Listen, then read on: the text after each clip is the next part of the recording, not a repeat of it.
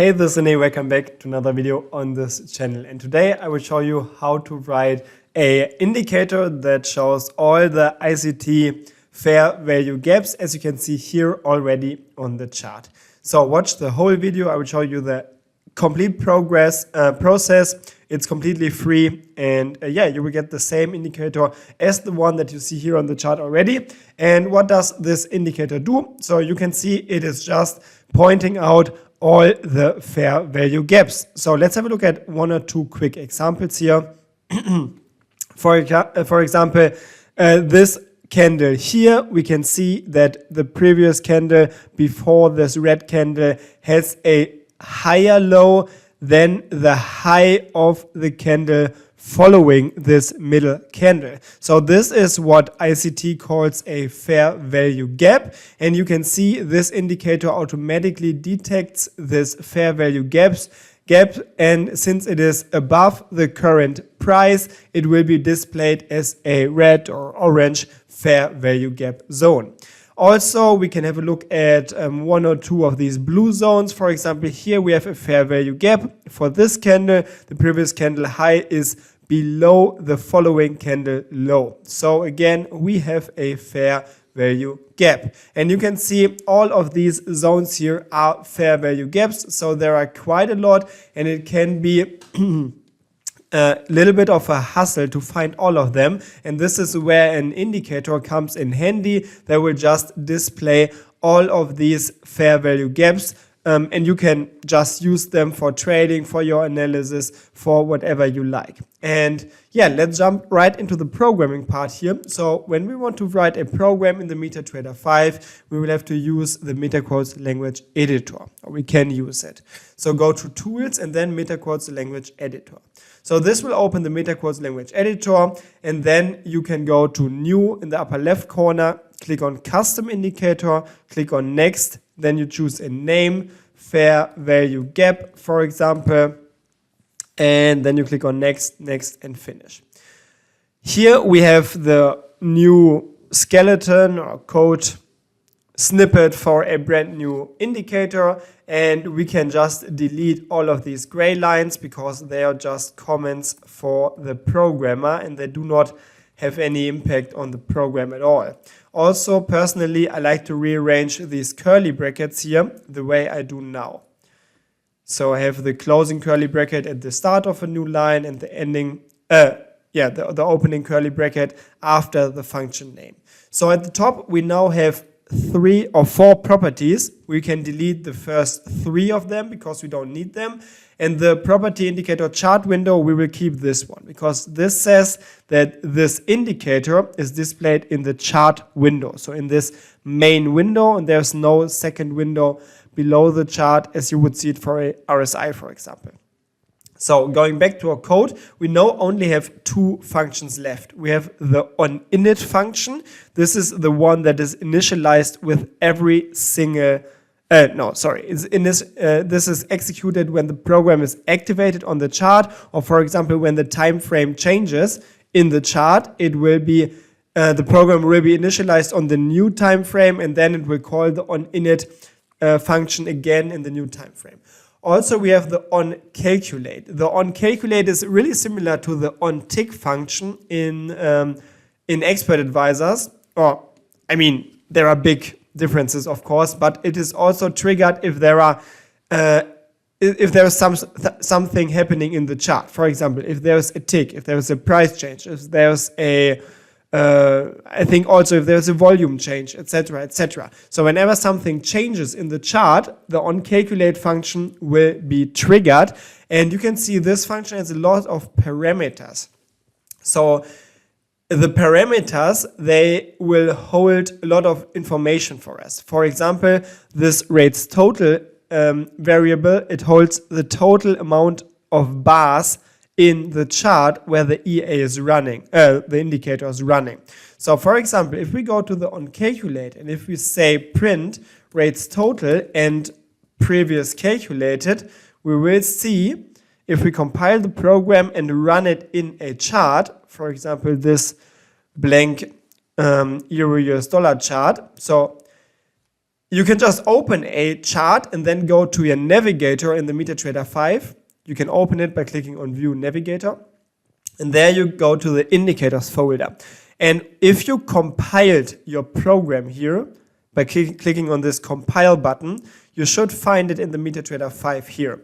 So I can now use it and drag and drop it on a chart. And if I click OK, you will see we will print 101,080 and 0 for the first tick. And then with every with every following tick, both of these values are 101,080.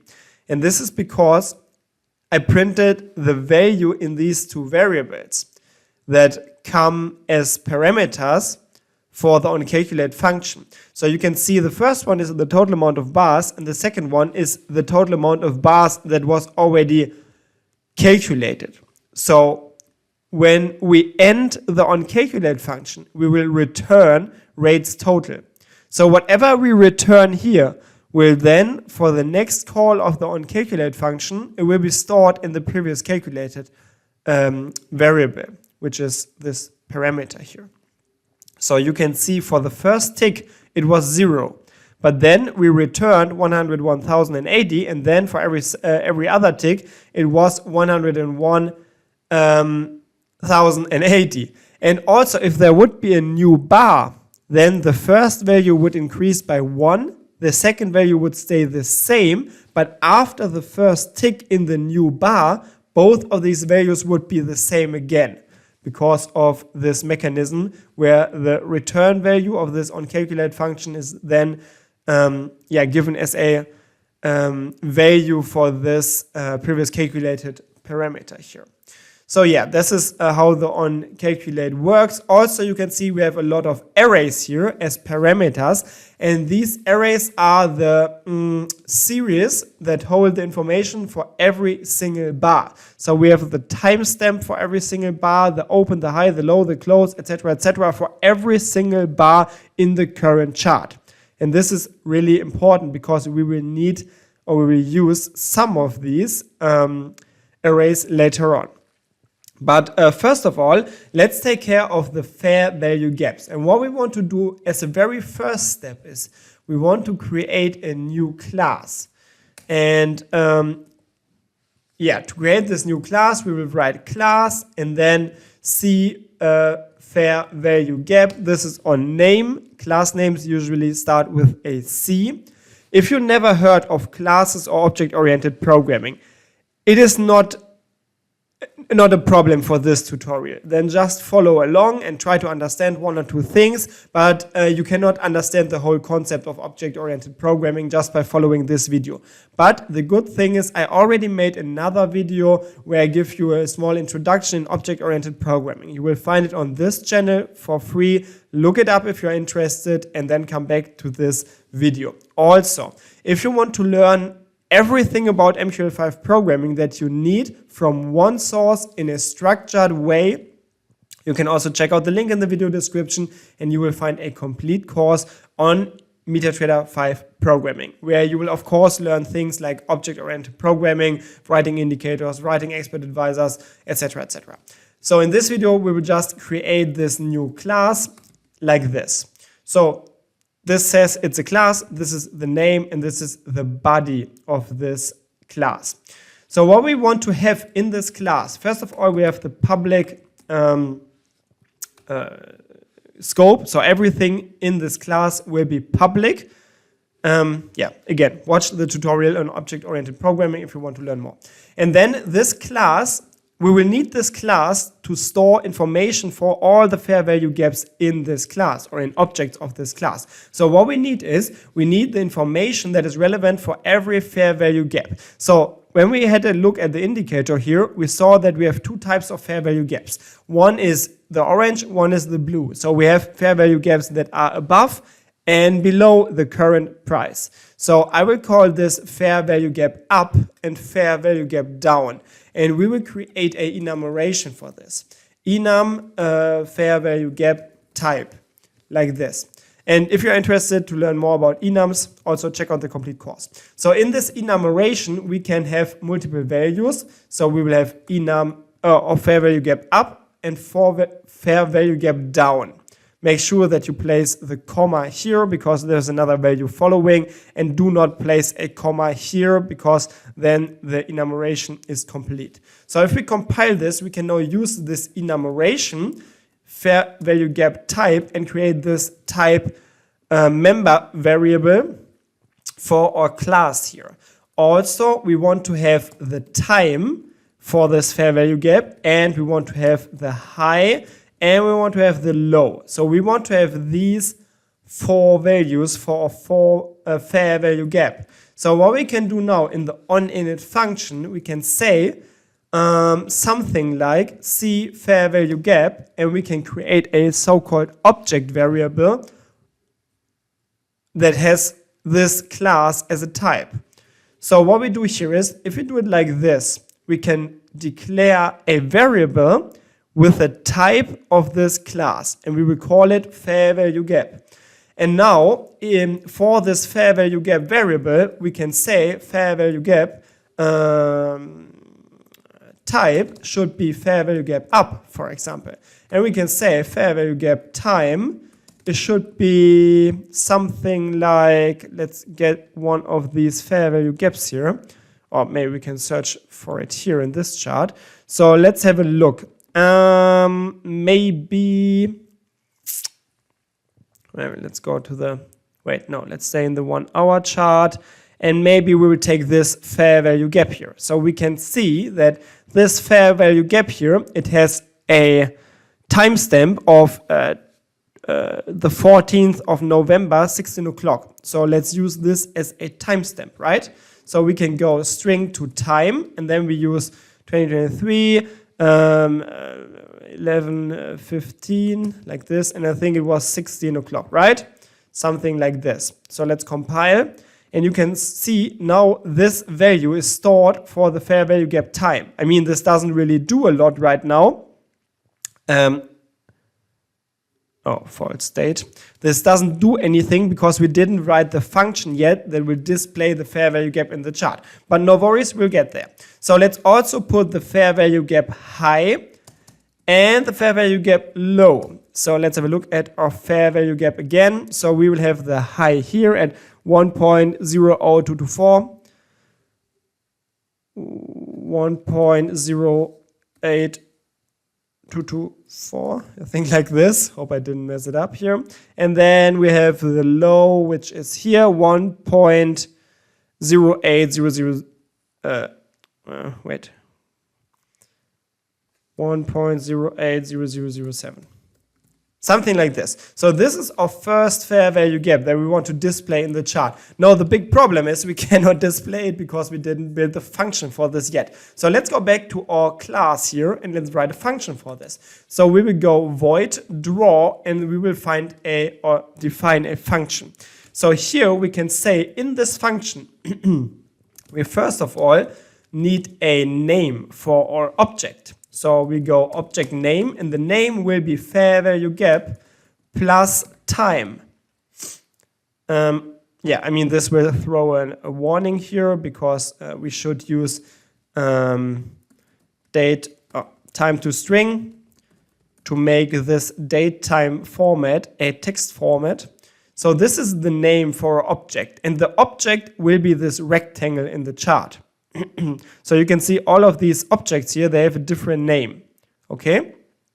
And this is why we need a object name. Now what we do next is we check if object, if we find this object in the chart already. So we search in chart ID 0 for the object with this specific object name. And if we do not find it, object find will return -1. So if we do not find it, we then want to create it, right? Object create. In the current chart, in chart ID 0, object name should be object name again. Object type is object underscore rectangle. And then we have sub window 0, which is the main chart again. Now we have the time the first time, which is time, of course. Then we have the price, the first price, which will be high. We have the second time here, which is time, yeah, let's just say plus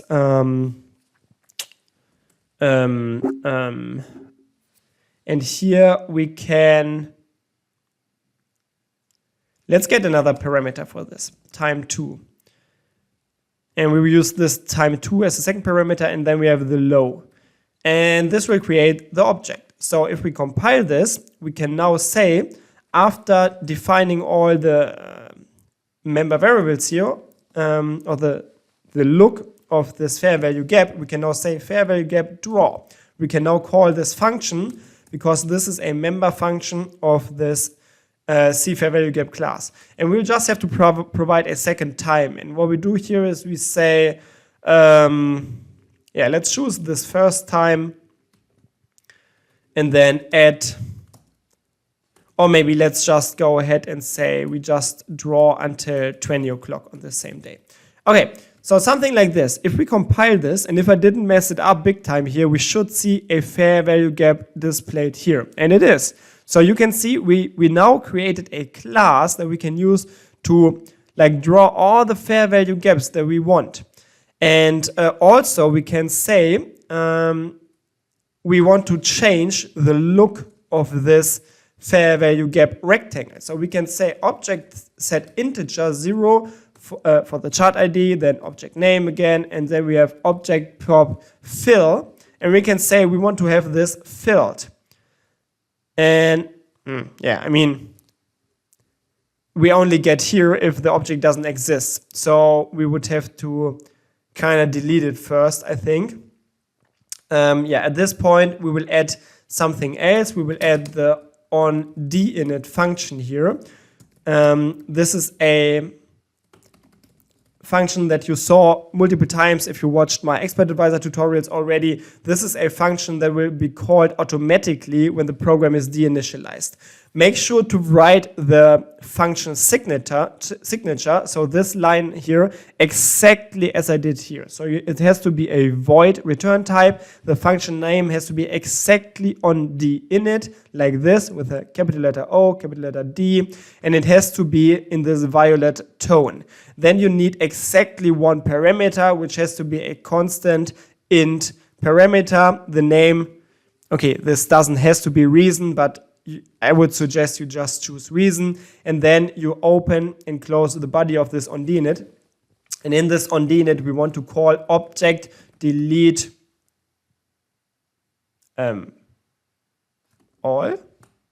Oh, objects delete all is the function. And then we can choose for what chart ID we want to delete all the objects that have a specific prefix in the name, and this is for us FVG for fair value gap. So if we compile the program 2 times here, we can now see the program always deletes all the fair value gap objects, and then for the next call we can then create the object here again because it won't find the old object.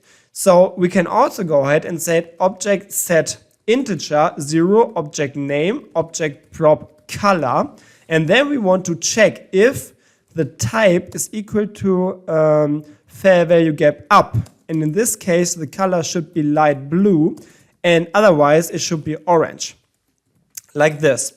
And if we compile this, we should see that now this is blue because it is a fair value gap that goes up. So let's have a look if we can find a fair value gap that goes down. So let's search for one. Yeah, I don't know.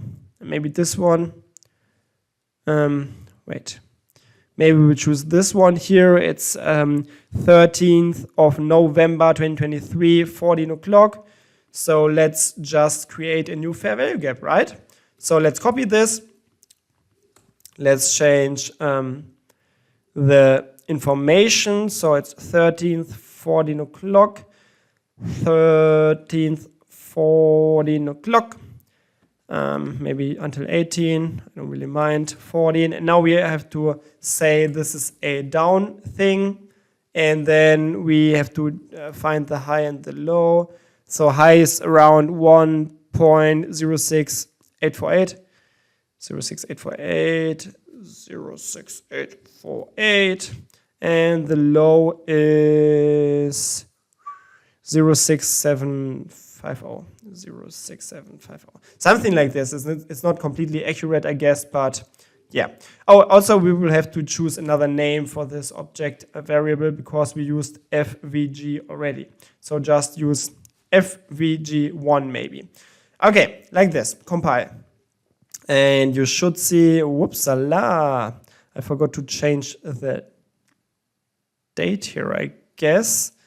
Should be 13th also, something like this. And you can see now we have another fair value gap displayed here, and this is just beautiful. So now you can see we can use this class to mark or display every single fair value gap in the chart that we want. I mean, of course, it doesn't really make sense because that's not why we use or why we want to use this indicator. If we would use everything or if we would do everything on our own, yeah, I mean, there's no need to write an indicator for this, right? So what we want to do is we will delete the code in the onInit function because this was just to show you how our new class works. And now we want to use this class later on in the onCalculate function. Because in the onCalculate function, what we want to do now, and here is the interesting part, we want to automate this whole process. So what we want to do here is we want to get a loop that loops through all the bars in the chart and then searches for fair value gaps and then automatically displays them. So we will use several of these arrays.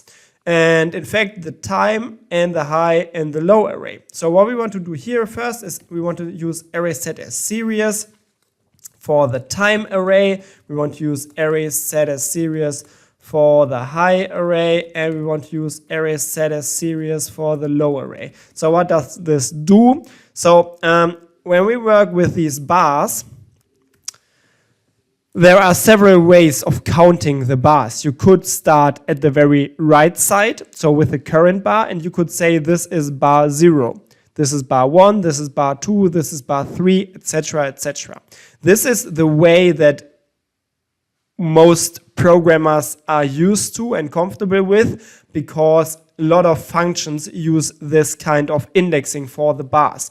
In MetaTrader 5 programming, the indicator or the arrays here that come as parameters for the onCalculate function, they do not use this indexing by default, but they are reversed pretty much. I don't know why, but it is like this. So the arrays here, for example, the time, the open, the high, the close, and every of these arrays, again, they hold a value for every single bar. But at index 0, you would not find the values for this bar, but instead you would find the value for the very first bar at the left side of the chart. And this here will be rates total minus 1. Don't ask me why they did it like this in the MetaTrader 5. In the MetaTrader 4 it was not like this, but they did it. But there's an easy quick fix for this. You can just say array set as series, then choose the array, and then you say true as the second parameter, and we'll just reverse the values in the array pretty much. So if we now say time at index 0, it will be this bar. Or high and low at index 0 will be this last bar, and this makes it easy for us to work with these arrays.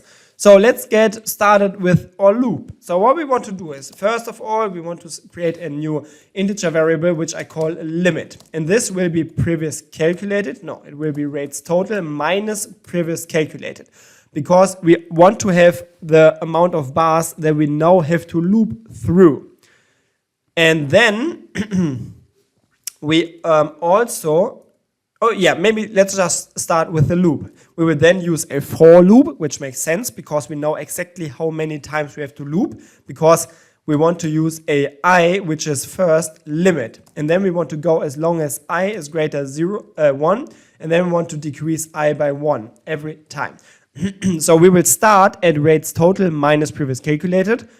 I showed you before, previous calculated is 0 for the first run, so rates total will be something like, no, it was 101,080 before, something like this, really big number. So we will start at the very first bar at the left side of the chart now.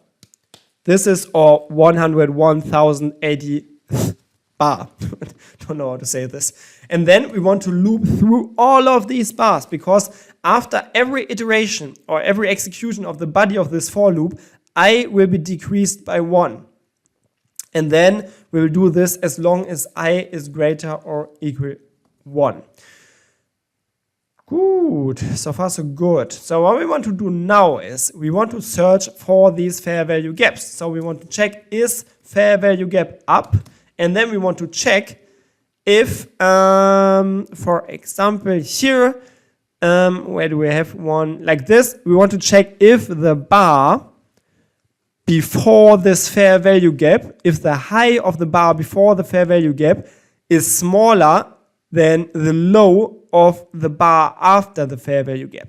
So what we do here is we go if high I plus 2 is smaller than low at I. And in this case, it will be a fair value gap up. Also, we have if is fair value gap down. And here we want to check if, what do we want to check? If the high of the bar before the fair value gap is higher, no, if the low of the bar before the fair value gap is higher than the high of the bar after the fair value gap, right? So we go low, I plus 2 is greater than high I. Like this. So we're searching for fair value gaps. And then we want to check if is fair value gap. Oh, maybe we can already run this and check if we get an error already, because yeah, we get an error already. You can see we get the error out of range error. And this is because we loop through the whole array and then we use I plus 2. And this is a problem because when we start at rates total minus previous calculated, which will be the amount of rates total, like the total amount of bars, we will start at the very first bar at the left side. But here, so this will be our I for the first run of the loop. But then we try to add 2 bars to the left side. But the problem is we are already at the left side of the chart. So there are no more 2 bars. So what we have to make sure is that we will say if limit is greater than rates total minus 2, minus 2, we want to say limit is equal to rates total minus 2, minus 3. This is how we have to do it, I think. So if we run it now, we should see no more errors. And yeah, you can see no error. If we delete this line, error. So that's how we can fix it. You always have to make sure that you do not try to address any index of any of these arrays that does not exist. So all of these arrays here, they have a size of rates total. So you have the indexes or indices 0 until rates total minus 1.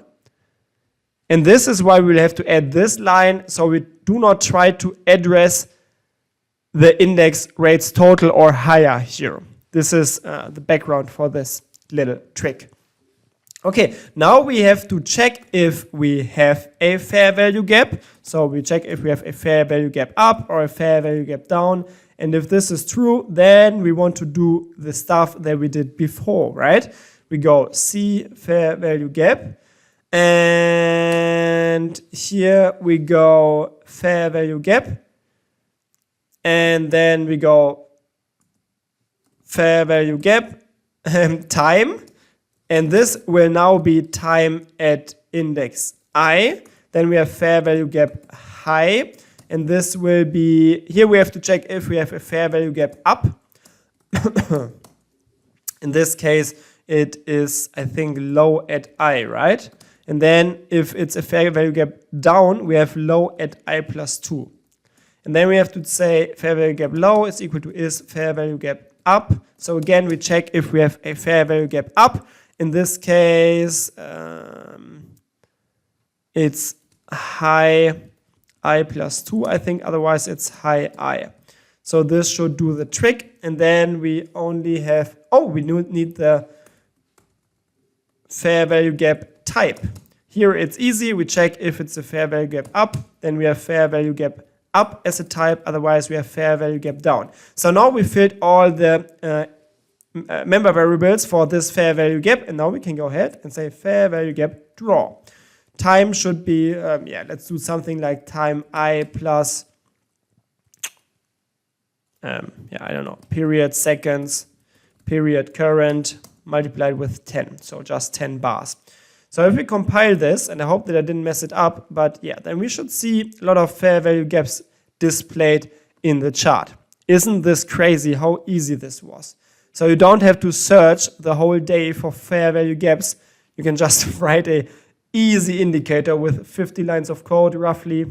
I mean, 60, give it 60, 70, whatever. But it's really easy and quick, and it can save you a lot of time. So this is the power of programming.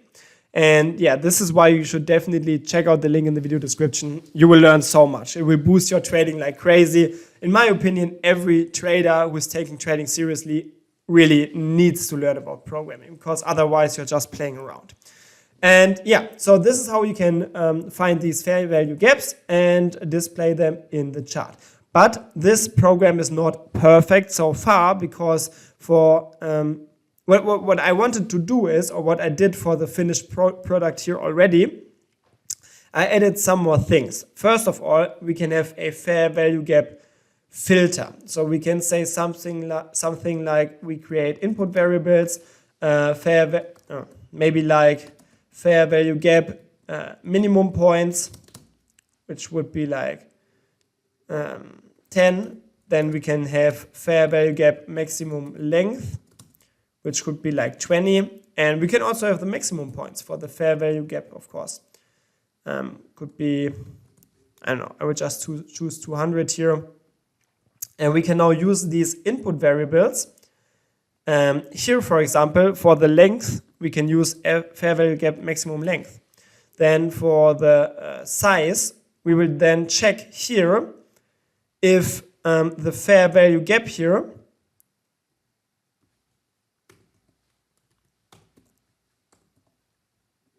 if this fair value gap is greater than fair value gap minimum points multiplied with point, and we want to check,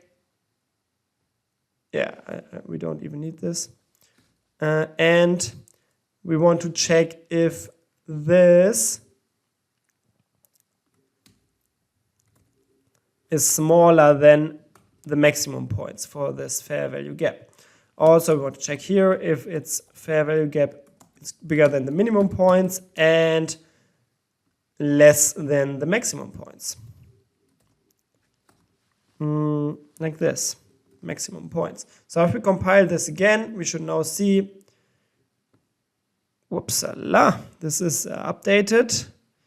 Everything is now a bit longer because I set this to 20 and looks a little bit messy, gotta be honest here. But it should be correct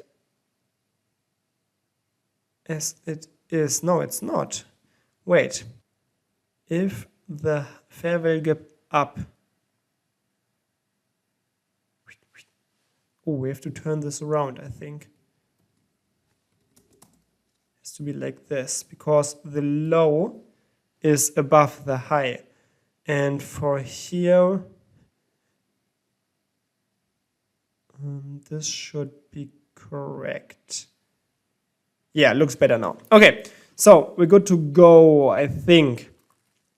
So this will display the fair value gaps. Now, what I also wanted to add or want to add for the program is, since this is an indicator, we can have indicator buffers that are displayed in the data window. I mean, this is not super important. Yeah, maybe we'll do this in the end. So first of all, what I want to do next is, we have to take care of several more things. So what I like to do is, I want to check if these fair value gaps are closed. So let me show it to you in the finished EA or indicator. So what I want to do is, if we have a fair value gap, for example, this one here, this orange one, it is for this bar, and then there are bars below this fair value gap. But at some point in this bar reaches the top of this fair value gap. And in this case, I want this fair value gap to end because it is closed at this point. And we will have to add code for this. So to make sure that we can keep track of all of fair value gaps, we want to store them in an array. So what we want to do here is, we want to say include arrays, array object, because these are objects here, or we will make them objects. And if we compile this, we now have access to the C array object class. Again, I will not explain it here. Check out the link in the video description if you want to learn more. I will explain everything in this complete course. So now we have access to the C array object class. And here we can create a variable, an object variable of type C array object. And this will be called gaps. And in this gaps array, we now want to store all the fair value gaps, right? So what we can do is here, when we have a fair value gap, we want to store it in the gaps array.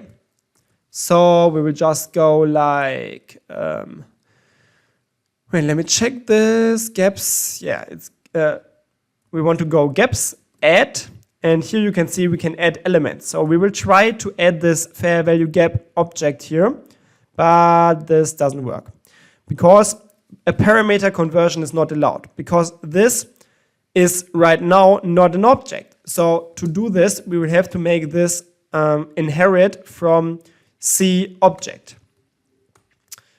So this will make our C fair value gap class a class that inherits from C object. So every fair value gap is now also an object. Still, we cannot put it into our gaps array, because if we have a closer look, we can see it's not a C object that is requested, but it is with this little star, it's a pointer to a object variable.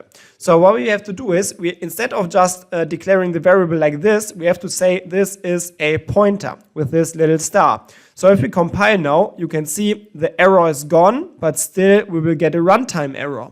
This is because we have an invalid pointer access. This is because this is now a pointer, and first of all, it points pretty much to nothing. So we will have to give it an object where it can point to. So we will create this object here using this new operator. And you always use this new operator to create objects.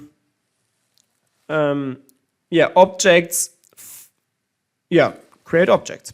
So, okay, if we compile this now, you can see everything should be working again. We don't get any errors. And now we can store these objects in our gaps array. Why do we do all of this? I mean, we do this because now, after storing all of these things in the array, we can loop through this array. And we will go for int j is gaps total minus 1, j is greater or equal to 0, j minus minus. Make sure to use j here, not I, because this is a different loop inside of this loop. So if you use I again, you will mess up everything. Just use j. And then we go C fair value gap, and we will find the fair value gap at gaps at position j, not I. So we will just loop through this array, and we will find every single fair value gap. And here we will just get the pointer to this specific object. And yeah, the pointers are all stored in this C array object array, which is called gaps. And yeah, here now we can use this fair value gap to draw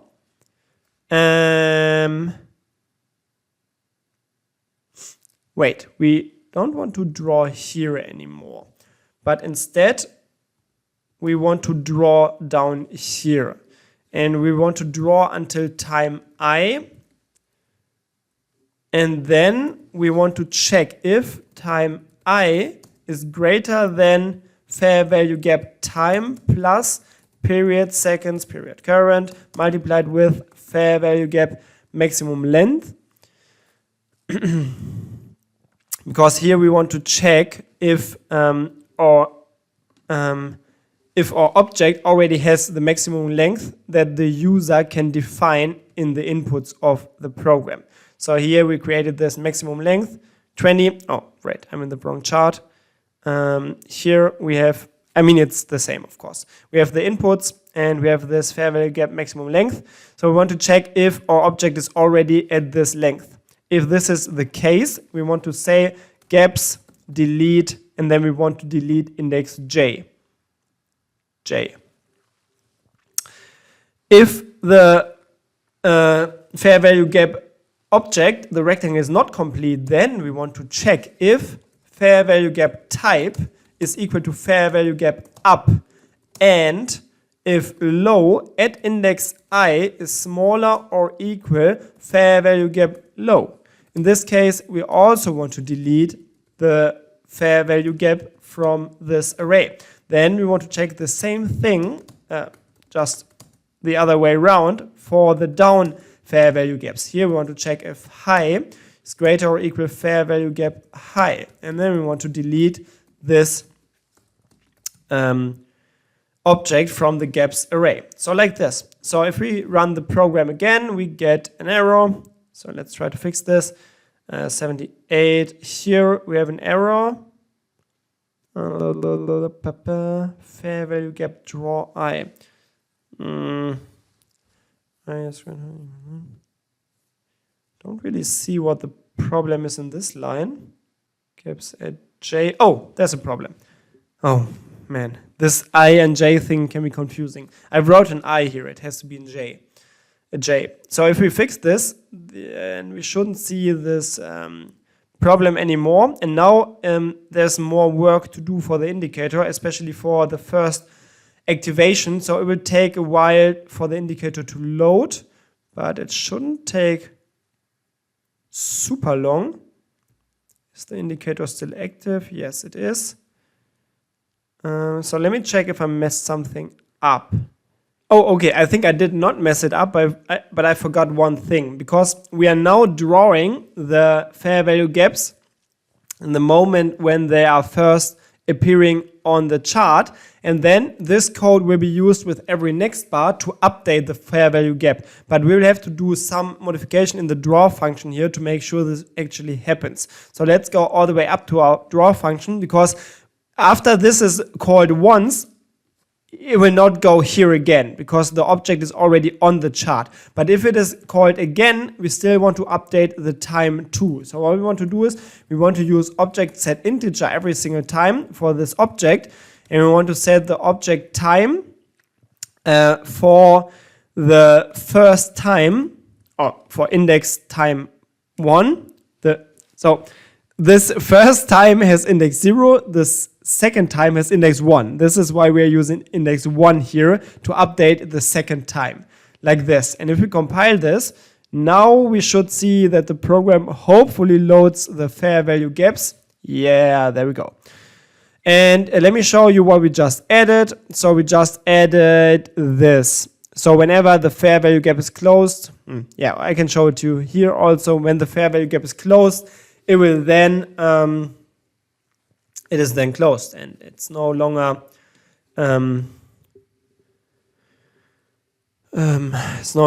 visible in the chart. You can of course also move it or end it before the before the bar that closes it. In this case, you just have to move the fair value gap draw thingy down here, and then it should end before the fair value gap is closed. Oh, wait. Now we get a pointer access again. Ah, yeah, because And then you also have to do this, because otherwise you're trying to work with an object that was deleted already. But yeah, like this, you can now see it ends before the bar that closes this gap.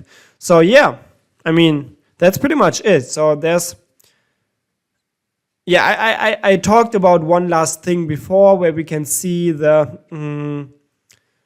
fair value gaps also in the data window. Maybe we can add this as the last thing. It's actually pretty easy. So when you work with indicators, you can have indicator buffers. So we go indicator, oh, it's a property, indicator buffers, and then we say we need 2 buffers, and we also want 2 plots.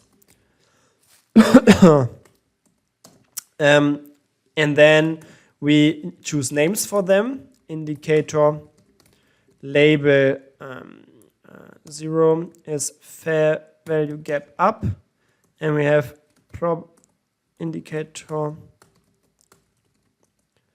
label 1. Oh no, it's not fair value gap up, it's fair value gap high and low. Like this. Oh, it's not 0 and 1, it's 1 and 2. And then we have to get 2 arrays where we want to store the values in. So fair value gap high, fair value gap low. And then we have to map these arrays to the buffers that we just created. And we go here, set index buffer, and it's buffer number 0 for our fair value gap high, and this is indicator data only. And then we have set index buffer 1 fair value gap low, indicator data again, and now we can use these arrays. Oh no, make sure to array set as series, to also set them as series, because otherwise everything will be in the wrong order again. So like this, and now we can just go ahead here where we have our fair value gaps, and then we go fair value gap high at index I plus 1 is equal to fair value gap high, and then we have fair value gap low at I plus 1 is equal to fair value gap low. And this should do the trick. If we compile and go back to our program, we should see that in the data window we now get 2 more columns, fair value gap high and low, and whenever there is a fair value gap, for example here, we get this high and this low here displayed in the data window. Also, I mean, of course, if you want to have the rectangle starting in the bar that has the fair value gap, then you just have to set this time here to +1 or I plus 1, and then the fair value gap will start in the candle that has the fair value gap. But yeah, I'm still not really sure if I like this more or the other approach, but you can just play around with this, modify the code so it fits your needs. And I mean, it's free for you to use. You can use this in other programs also. And let me know what you think about this. And again, if you want to really understand everything that's going on in MetaTrader programming, check out the link in the video description. So let me check if we covered everything, but yeah, I think we did. And it's only 100 lines of code. It's crazy. It will save you so much time. So here's the code again. Make sure to copy it. I don't think I will paste it in the comments of this video. Maybe I will, but I'm not a big fan of this because, and this is really important, you learn nothing, absolutely nothing if you just copy a code. You only learn it if you follow this video, follow this tutorial step by step to really understand how it works. This is so important. Only if you write the code on your own, if you try to understand it, you will actually learn something. So we have several properties. Most of them are only important for the data window, to have the data there. Then this is important, we have to include the array object .mqh file. We have this enumeration with the 2 types for our fair value gaps. And then we create this class here. This is really important.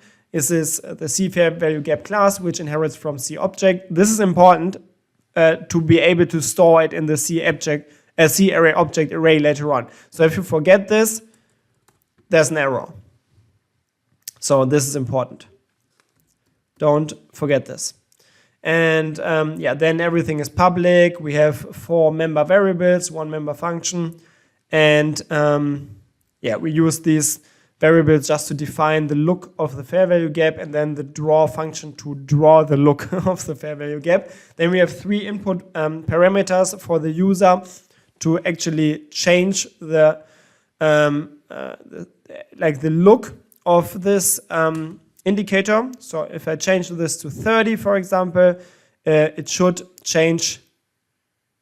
Yeah, I think it only works if I run the program again. And now the length should be 30. So yeah, you can see now it's up to 30 bars. It should be. Wait. Oh, okay, I figured it out. Yeah, it's because I added the second time based on like actual time. And this is because there's a weekend following. So yeah, I mean, it's okay. I will not get into detail here. And then yeah, we have the C array here, where on this array where we store the fair value gaps inside. Then we have these 2 arrays, double arrays, where we have the data for the data window stored inside. Then we map these arrays to the buffers that we created. We set everything as series, so it's easier to work with it. In the onDNet function, we will just delete all the objects. So if we remove it from the charts, all the objects will be deleted. And then in the onCalculate function, make sure to set the important arrays as series.